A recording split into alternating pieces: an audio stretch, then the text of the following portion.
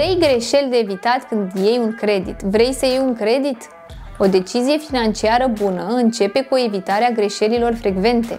Iată ce trebuie să ai în vedere. 1. Împrumuți mai mult decât ai nevoie. Fiecare leu în plus înseamnă dobândă suplimentară. Ia doar suma de care ai nevoie pentru a nu-ți afecta bugetul.